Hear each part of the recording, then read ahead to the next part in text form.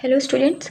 So let's talk about another topic of unit second which is homogeneous function and Euler's theorem, है ना। तो इसमें हम लोग कुछ क्वेश्चन डिस्कस करेंगे। ये लास्ट ईयर आया हुआ क्वेश्चन है, ठीक है। ये लास्ट ईयर आया हुआ था क्वेश्चन 2023-2024 में। तो इस क्वेश्चन को हम लोग पहले देखते हैं। इससे पहले मैं आपको बता देती हूँ होमोजेनस फंक्शन क्या होता है। होमोजेनस फंक्शन होता है अगर मैं यहाँ पर कोई फंक्शन दिया गया है और उसमें मैं यक्स की जगह पर टी एक्स पुट कर दूँ और वाई की जगह पर टी वाई पुट कर दूँ और यहाँ से मैं कॉमन कर लूँ is equals to two the power n और ये बन जाए एफ ऑफ यक्स वाई, ठीक है। तो इसमें जो एन होता है वो क्या होता है, डिग्री ऑफ द फंक्शन होता है। फंक्शन का क्या होता है, डिग्री होता है, ठीक है। और ऐसे फंक्शन को हम लोग बोलते हैं होमोजेनस फंक्शन, ठीक है।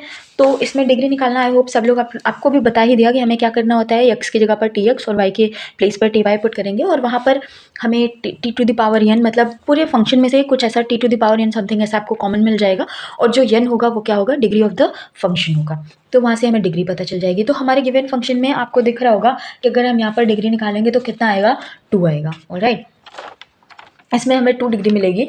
तो मैं डायरेक्टली लिख दे रही हूँ डिग्री 2, या फिर आप निकाल भी सकते हो। आपको अभी भी बताया मैंने कि एक्स के प्लेस पे टी एक्स और वाई के प्लेस पे टी वाई पुट करके, है ना।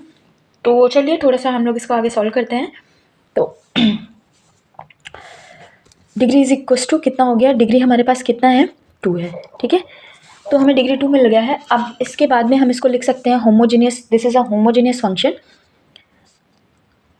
Homogeneous function of degree 2। Alright, तो ये हो गया होमोजेनियस फंक्शन। अब इसके बाद हमने यूलर्स थ्योरम पढ़ा है। यूलर्स थ्योरम में हम लोग जानते हैं कि अगर इफ़ u इज़ होमोजेनियस, कोई फंक्शन अगर u है और वो होमोजेनियस है, if u is a homogeneous function of degree n, then इसका फर्स्ट ऑर्डर डेरिवेटिव होता है x del u over del x plus y del u over del y is equals to n u, ठीक है। तो Euler's theorem में ये theorem हमारे पास होती है, ठीक है।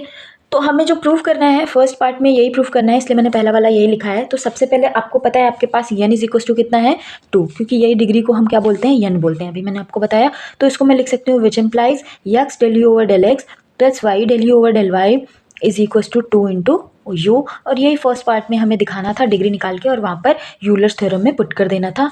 तो इससे हमें क्या मिल जाता, हमें जो प्रूफ करना है वो मिल जाएगा, ठीक है। तो फर्स्ट पार्ट क्या हो गया, प्रूव हो गया, पार्ट 1 प्रूव्ड। ऑलराइट, चलिए सेकंड पार्ट की हम लोग बात करते हैं। सेकंड पार्ट में हमारे पास दिया गया है, आप सेकंड पार्ट को देखेंगे तो ये है x square del two u over del x to.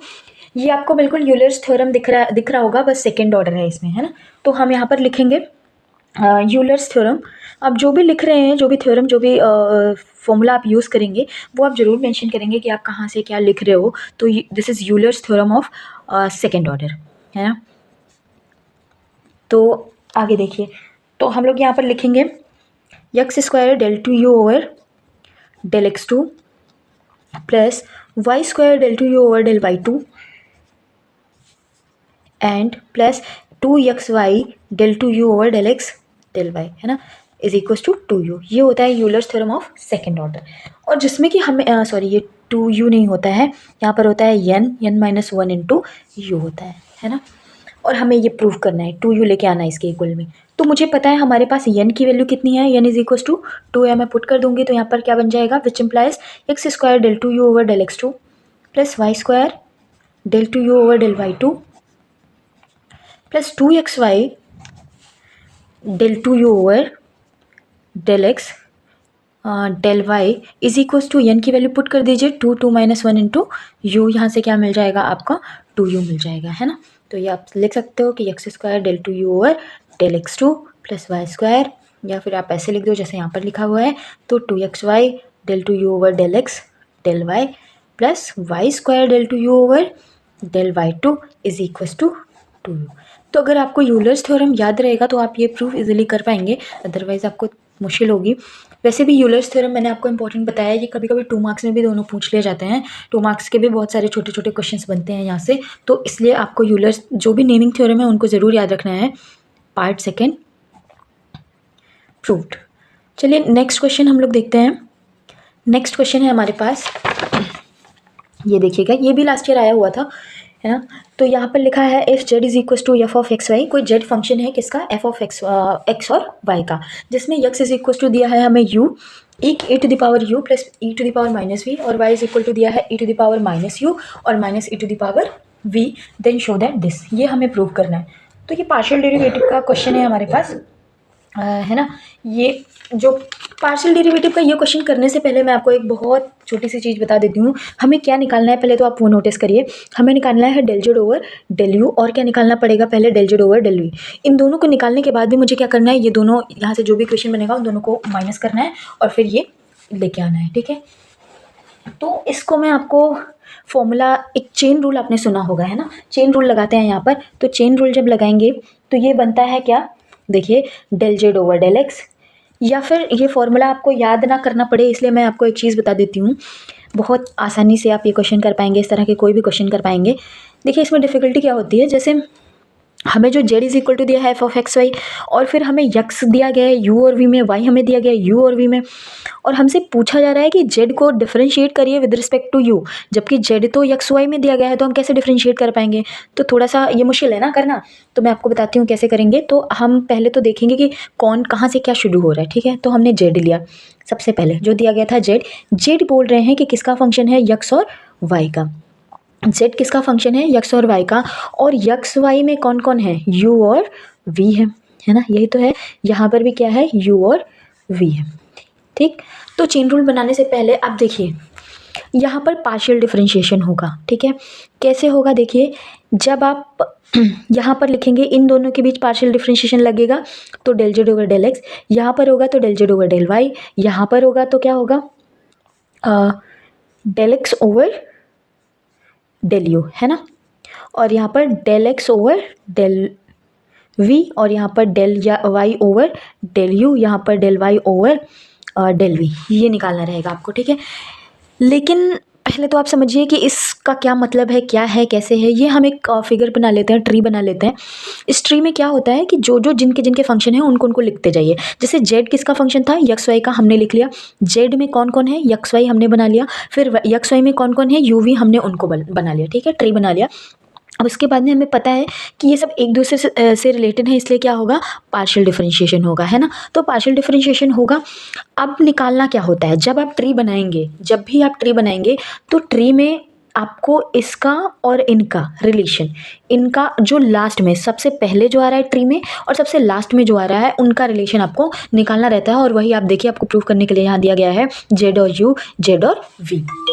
तो आई होप आपको ये चीज़ तो क्लियर हो गई होगी, तो आपको फॉर्मूला याद करने की ज़रूरत नहीं पड़ेगी यदि आपको ये ट्री बनाना आ जाएगा तो। चलिए हम लोग देखते हैं।